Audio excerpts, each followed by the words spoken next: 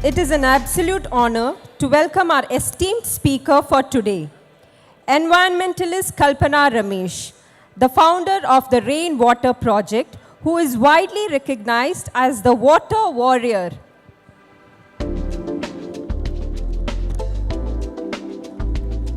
Kalpana Ramesh is an architect turned environmentalist who has dedicated herself to addressing one of the most urgent issues of our time, water scarcity.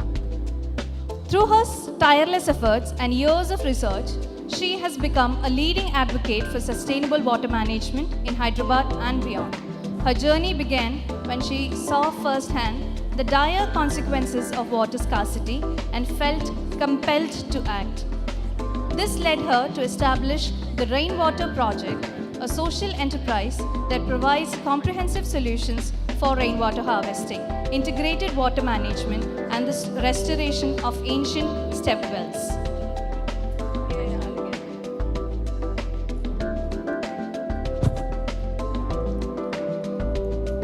Please join me in welcoming her as she shares her valuable insights and experiences on sustainable water management and the vital work she is doing with the Rainwater Project. Let's give her a warm round of applause. Thank you all, and thank you for the opportunity, SRC 2024. I Kannur and I Kerala chapter. I feel very privileged to share my journey on this platform. Binu Daniel, your presentation was amazing. Brilliant architecture. I mean, it was just mind-blowing architecture. Thank you for that. While you met with a lot of challenges on your sites and went through a certain journey to reach something, similarly, in India, to figure out things aligned with the government, to make people understand, the educated communities understand water conservation is also equally or more challenging today. This is what I understood in Crux. In 10 years of my journey on water conservation, working on ground with communities, after doing my own sustainable home, which is a tanker-free home today, and also a tanker-free community of 100 villas, I understood a very simple understanding of how rainwater can be tapped, how we don't quantify our rainwater or quantify our wastewater. We have absolutely no clue how much water, river water, comes from a few hundred kilometers to the city, which is actually not required. We are not thinking sustainable water management, and we actually import water to our cities. So set out on this path of understanding what can I do as an individual or an organization or an NGO or an enterprise. Working on ground brought some very clear learnings that our cities are going to probably double up as development in the next 30 years. Population is going to go up in the next 30 years, double up.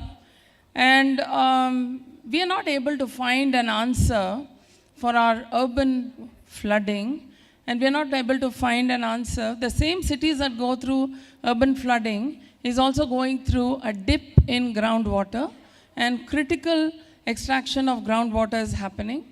And all of us know the status of our surface water bodies, which is our story of our lakes, story of our wells. So how does one address this? Do we talk to the government or communities? The government is intended, they don't know how to put this, or it's not vote bank theory. So they don't know how to create concrete steps and work towards this. Communities, everyone wants water. We can't survive without water. 3 days without water, we die. Even after knowing this, you're not really putting your brain into this. And our own fraternity, most of our offices, we are only looking at giving a mandatory rainwater pit. Now, what is your rainwater potential and what is the pit that is designed? Are we even looking at zero discharge? Are we looking at our wastewater that's being thrown into the environment? these things don't seem really our concern or problem. So understanding water, the water chakra, I mean, this is probably a textbook picture in class 4 or class 6 or class 8. I just put this picture to tell that we've lost this language. We've lost this understanding of what we are taking out of nature, what we are putting back in nature. In a simple piece of land, when you put it could be any typology of building, how you're interacting with the aquifers underground, you're shutting down aquifers, or you're cutting down a major stream that could get water, you're creating cut off with nature. And then when you put this piece of building on ground, what is the groundwater that is going to be extracted and used by people who are using this building, and what is the wastewater that you throw back? Why we don't understand this? We have messed with our ecosystems. Strategically, we have just messed it year after year, and we are going through a destruction where we don't know what we are going to give back to the future generations. Are we going to give them something destroyed? Or are we going to give them back what we enjoyed? So I looked at my answers came from traditional water systems, traditional understanding of water systems. Today, Hyderabad is a river city, but we've really forgotten our Musi River. And river actually is connected to the larger catchment. Do you know that Hyderabad in our British maps had 6,000 Baulis? 6,000 Baulis. I'm not even exaggerating, because we have the exact locations. Imagine for a bunch of few lakh people, they thought about 6,000 Baulis, river rejuvenation, they talked about catchment understanding. What are we talking today with a 1.4 crore population, 650 square kilometers of the city, 75% being concreted today?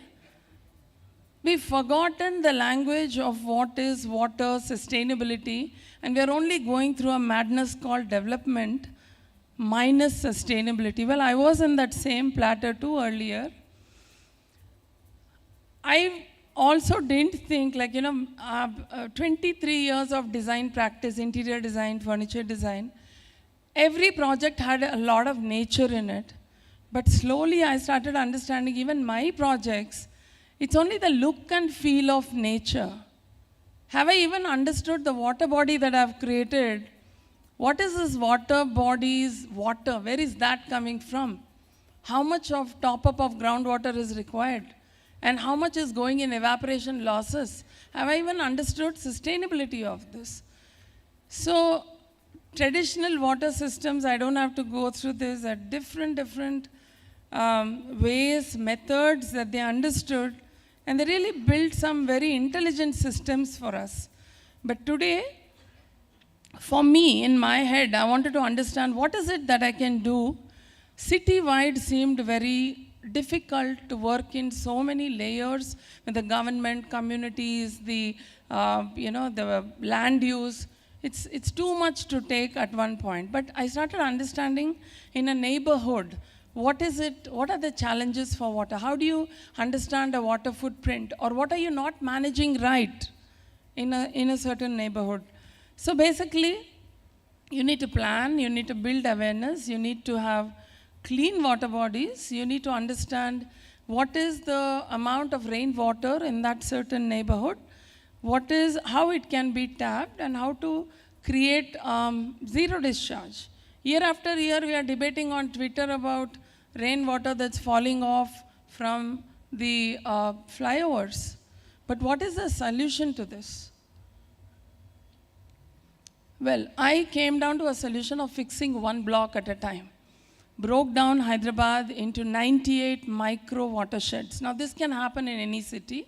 You can break it down into smaller pockets, easier to understand the community, easier to work with the government in a smaller pocket, and the understanding of community and water. Like as architects, we always think, right, we put something on paper and we present it to the client. This is how we think, but in the society, when you walk down there and talk to the community, that's not how it works.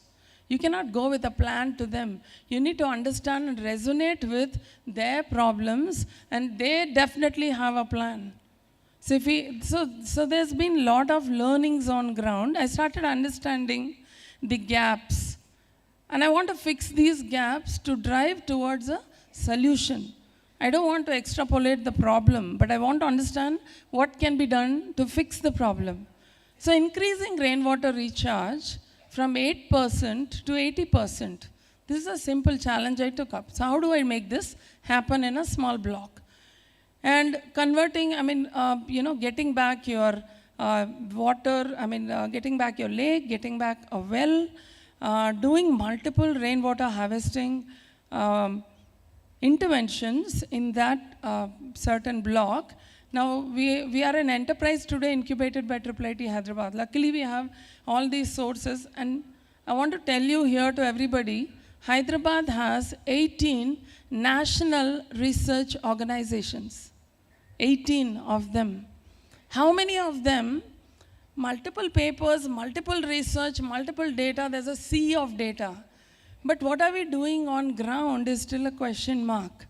Here we just understood a block, quantified the water, figured out what can be done, how to balance our rainwater harvesting and how to balance the water so that you have improved groundwater. And we were successful in doing this in an area called Kondapur in Hyderabad. We were able to show results where groundwater improved, the urban flooding reduced. We were able to showcase this to the communities who actually now started believing in rainwater harvesting. So what do you do in the urban? And also we started understanding what do you do in the rural also.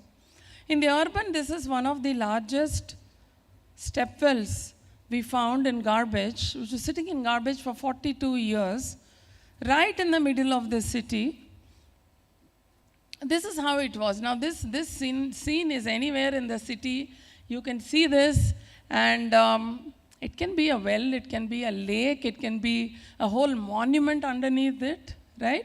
But we just walk past, crib, look, and often crib to the government that these are not taken care of. But we are all part of this, these kind of stories. So this step well, literally, if you see in the picture, the government transformer was on the gallery of the step well. You can see that whole area transformer sitting on this. They were encroached. People who are homeless made homes there. And you know how long they've been living on it? 20 plus years. I talked to a family who married their daughter off from this home. So when I went there for the first time, I found a lot of challenges, but I also found a lot of opportunities in these challenges. How to fix this? So I saw one side homes were of Muslim community, the other side is Hindus. So there's diverse population. And the government itself needed some guidance here in understanding what has to be done first. This is a 64-acre catchment. This whole area, this micro watershed is a 64-acre catchment, and it is a 22 lakh liter holding capacity step well sitting there. And funnily, we didn't find any evidence in any books that this well even existed. So if it was gone forever, nobody would question that. And this happens to be in the upper catchment of Hussain Sagar. Now to protect this well, yes, we can. By then we had already restored about 6 step wells in Hyderabad. So we knew how to connect with the conservation architects, bringing them on board, aligning with the government. To get permissions, letters for this project took me 3 months because they have several standing committees they had, but that persistence pays, right? It really works. and I can proudly say I'm one of the few people that have cracked how to work with the government today. I actually know how to do this, which is very key to these projects because these are all public space projects. Now, I visited many wells in Gwalior and Rajasthan and many places across India where they have restored wells, but it's quickly going back to garbage. So what is the answer to this? How do we protect this? Can we make an interesting public space out of it? Can we connect it to tourism? Because when I say connect to water, only there are few takers. But if you say connect to heritage, connect to culture, connect to a community space, then we are talking. So till we found funds for this stepwell, we need to open up this idea of a master plan, but this master plan was in my head right from day one that this needs to be executed. So we started on, this is all condition mapping of what condition we found.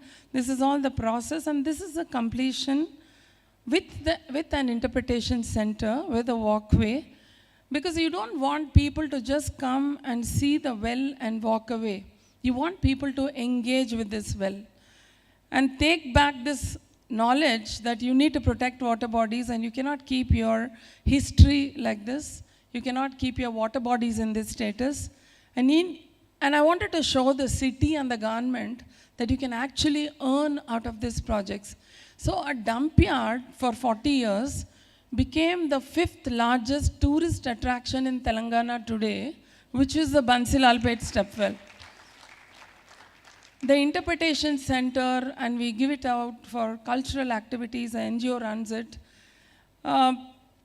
In 1 year, we were able to raise a corpus of 10 plus lakhs, plus provide for the people who will man this place, including gardeners and security and all of that. It became a ROI project. Imagine, something that is sitting in garbage became an ROI project. If it was just a water conservationist, they probably conserve water and look at it like this. Because we are designers, I was able to, and for the first time, I felt like a true designer. We always talk about designing for societies, but actually we design for niche clients, mostly for the elite. We don't even bother about transforming the rest of India. And this has happened to be a place in the middle of low middle class area. Many people debated with me, why are we pumping money in this kind of a location? But India needs transformation in these locations. A stepwell restoration resonated with the Prime Minister of India. He mentioned it in Man Ki Baat. And then the next day it became a prestigious project for the government also. And we took 200% advantage of that. Quickly gave them the master plan, a sequence of things to do, and utilities revamping. So a half a square kilometer around this well was revamped. Everyone got water lines, sewage lines, just a week's approval. I saw how government can work on a war footing. When we started this project itself, there was a, when the Prime Minister announced, next day there was a press meet. There were like 50 press, representatives. And the principal secretary was talking. I said, sir, why don't you announce the inaugural date? He said, what? He said, when? I said, in 10 months from now. He said, will you be able to do it? I said, yes. So I wanted to lock the government with this thing that you do and you will go with us and align in the next 10 months. And he did announce, and it was in the media. And there was some pressure from their end also to do it. But today the winning story is, it happens to be in the upper catchment of Hussain Sagar. We opened it up like a large bucket. If this is not open, the shallow aquifer is saturated and flooding so many crores of liters of water which would flood in the low-lying areas of Hussain Sagar, which is the largest iconic man-made water body in Hyderabad.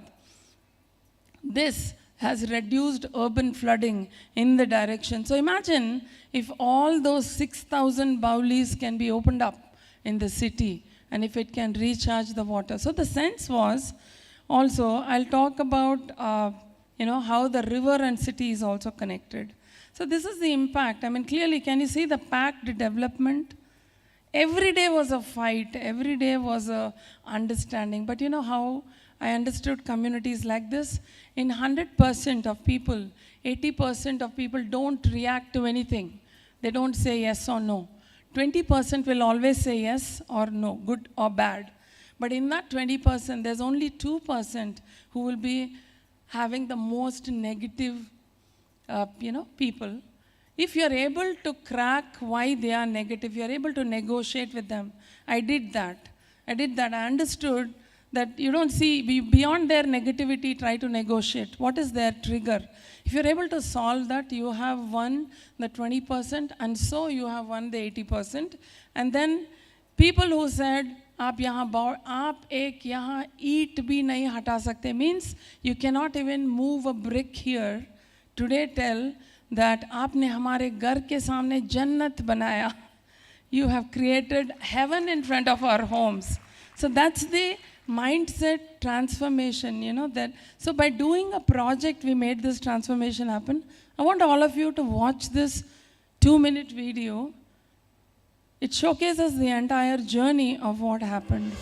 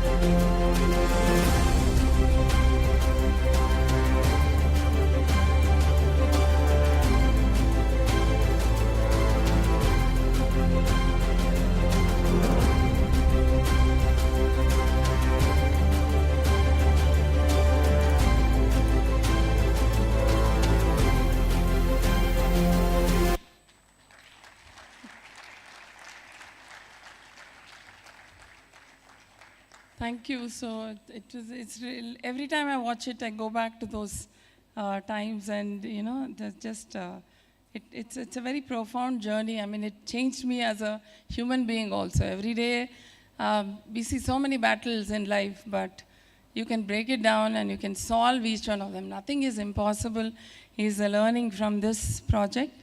So the brief, see, the interpretation center actually was an Anganwadi by morning. By evening, it was a drug adda. Now, if you want to remove the drug adda from there to fight people, this is not possible. But we transformed the area in such a way that it just got completely erased. So the kind of social transformation, the property values that went up, the microeconomy, this is actually a marketplace beyond. So thousands of people visiting this precinct every week also has kickstarted a microeconomy. Organic Eat Street has come up there. So working with communities, working with the government has been extremely challenging, but very, very winning in multiple ways. So these are other projects that we've done with the government, with collectors. This is another challenging project where the government collector actually stood with us and got this land back for the government. This was actually taken away by some private guys, and this was going to be demolished to become a mall. We actually worked with the collector, and he also lost patience after 6 months. He said, hey, why don't you give up, because I'm not able to convince these guys. So we said, sir, you have to do this. You are the highest authority here. If you can't make this happen, this will not happen. Slowly talking to them, negotiating, we came up with multiple ideas, how to convince them, Today, after 6 months of efforts, this guy who owned this property lives in the US. He came back and gave a gift deed. We even won back land to the government and you know, protected wells like these is stories that we will remember that, you know, this is the well that's completely crumbling. And today, why is it important to protect the structure? Because if it's crumbling, it's simply good enough to be filled up or broken down. And that important point, which was well and water those days. Now, Vinu Daniel talked about the anthill, right? So how did people without technology find where to build these wells? They understood the land on ground. They understood if there's an anthill, if there's a jamun tree, there is definitely water here. They understood the native ecology of birds, plants. And then it is such a profound knowledge, and you lose these points and you will lose these places. So there are a lot of step wells that we are working with. Very, very interesting projects, but this is something very, very important. By the way, the garden that you see behind is nothing but the Musi River. And this Musi River is dotted with a lot of wells on the periphery and beyond. So if you see on the right-hand side, these are clay rings found on the Kiradi River. There is a recharge mechanism with clay rings, which is 2,000 years old, right, on the river catchment. So the understanding is if you do a lot of recharge in the catchment along the rivers, in the summer, the river will flow in its full strength. So that was the understanding, which we've completely lost, and we have many wells like this along the Musi. And you can see our river Musi. This is a small stretch. I'm showing you how much is encroached and how much it has become like a stream today in many places. You see those yellow dots? Those are the wells that we have marked from the British maps, and which have been built upon. Wherever we are able to save and find them, we are trying to do that today. But look at this traditional knowledge. There were only a lack of people thinking so profound. But look at what we are doing with our cities. We don't even think like this. We've lost the language of basic understanding of water and its protection. So Gachibowli is world known today for the IT corridor in Hyderabad. But it's named after this humble well. You know, it took us 2 years to find out where this well was. You see the picture in the middle where the man is standing? That's how the well was. And it sits right next to the masjid. Gach means lime. It's a Bauli made of lime. The whole area is celebrated today, but this well is what brought its name. And here, because it's attached to the masjid, CSR won't give funds, because they say if you're attached to religious organizations, we don't get funds. So as a designer, I'm not used to going and asking people for money. I didn't know how to outreach for funds. But this 10 years of journey, today I can do an elevator pitch. I can talk to somebody in 3 minutes, I can convince you, you want to take this well and restore it. That's also, something that I learned. It's a big learning. If you don't find funding, you can't do. After doing many wells, I got a call from Rashtrapati Bhavan one day from the Additional Secretary to the President of India. That was a moment for me. He said, you're doing such fantastic work in Hyderabad.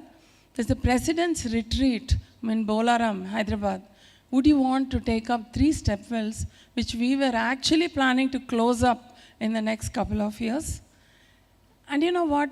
To my shock, when I went to the Rashtrapati Nilayam, they are also buying tankers. They are a 75-acre property. So the additional secretary, the next day he asked me to present. And I said, okay. The next day, 6 o'clock, 6 a.m., I get a call from Delhi saying, like, okay, ma'am, where are you? Are you in the airport? I said, I didn't even know I had to come to Delhi to present. Then they arranged for a Zoom call, and that day exactly, I don't have an internet in my house. It conked, and I went to my neighbor's apartment, went to their floor, figured out an internet, and took his call, presented. He said, what a fantastic idea of creating, a well restoration and making it a cultural hub, and that. I presented all the ideas we already had templates for. Then he said, Madam, paisa kahan se aayega? That was another shocker. Rashtrapati Bhavan asking money. Like, don't you guys have money? But later on, he explained me the logic. If you get your own funds, the government opens every door for you. Whatever idea will implement for you. But if you take funds from us, it is so difficult to get your bills. And by the time you get to the end of the project, you don't want to do anything with the government. So this logic actually applies even today for me. I don't take a rupee from the government. It's only letters. But they beautifully align and they hear out your ideas. The first thing is listening. You don't even get an opportunity to give them a great idea, right? So all of these wells in the city, if you see this black and white picture here, this is a well in Kokapet, which is a newly developed area. And water is literally erasing here. So this is a road which gets a huge amount of rainwater. We have made this multiple trenches, capture this water, and indirectly recharging the well. This is a Goshala, 70-acre Goshala in the middle of the city. So what we are doing is covering ground. Whatever project we get, we are trying to revive, restore, bring it back. This is the Kondapur project. Now this is a well that is in the middle of 150-meter stretch of park that used to be, but it became a dump yard in time. During COVID, we discovered this round structure and understood it's a large irrigation well. When I went to the permissions with the government said, you cannot do anything here, madam, because we are going to lay a link road here. You cannot even do anything about it. But luckily, it was COVID then. They were so packed with work, and me every day going there to the town planning department, they said, just give her what she wants, just ask her to do the well. So they allowed me to do the well. I knew once the well is there and media has captured it, there is no way they can make a road. True to that fact, we've made rain gardens around it. 16 million liters of storm water is restored with these rain gardens and this multiple injection bores that we've done around this. The apartments around it, who I don't even know, one guy tweeted and said, suddenly there's enough water in the bore wells. I think you've done something good in our neighborhood. So today the link road is actually turned around this project. So this is also possible. Yeah. So these are in the districts. So in districts also we've made it cultural hubs where they celebrate their festivals.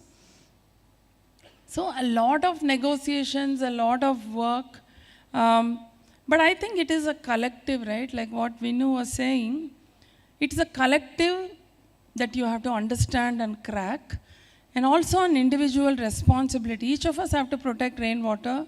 Each of us have to do segregation of our garbage, which we don't do in our own homes. All the people that give gyan to others, if you go to their own homes, they have not even done the very basics. So the point is, if we work as an individual and do something good collectively, many, many such stories can come back to life. And today at Bansilalpet, we promise clean, chlorine-free, portable water with a simple filtration system we have put up. And this is going to be given to the entire community. That's local water security for them. They don't even need municipal water anymore. And the Bansilalpet has become a cultural hub now. More than 300 artists have performed in the last 2 years. And you can see branding happening. Miss Universe came and did a photo shoot there. I knew exactly where all she's standing. I knew what kind of garbage was there. And that again was a moment for me, that how we can transform these areas. But it took a lot of back-end work, understanding the consortium. Today we have a clear template of how to make these things happen. That's the Rashtrapati Nilayam stepwells. These are the new 7 projects that we have taken up in the city. Now earlier I used to go to the funder. Today I get at least 3 calls from a funder. Even today I got a call that we want to take up a stepwell. ISB is tied to us. Infosys Foundation has taken a few stepwells. So there's no struggle anymore to get funding, because I didn't know if I can help bring back 500 plus heritage stepwells in Telangana, but I definitely know that I can create 20 or 30 powerful templates which can be replicated across the country. They can take these earning models and create these examples back. This is actually in the Salajung Museum. The museum staff, most of them didn't know that existed a well there. So we're going to take up this well too. The Gudi Malkapur, this is around vegetable and flower markets.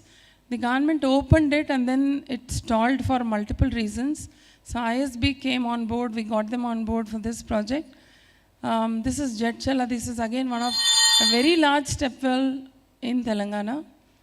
Osmania, British residency, all of this. So I really believe what the French philosopher Jean-Paul Dolly said, the cities are born when they transform a site into an event or create a story from their geography. And I'm really proud today whenever the national anthem, earlier we used to just be part of it, but today I'm very proud that I'm putting something back and making my India better every day. Thank you so much. Thank you, ma'am, for that thought-provoking presentation. On behalf of everyone present, I extend our heartfelt gratitude to you for your insightful presentation on pressing issues of water crisis and the need for proactive measures, both at individual and public level, to have many more such jannats that you made possible.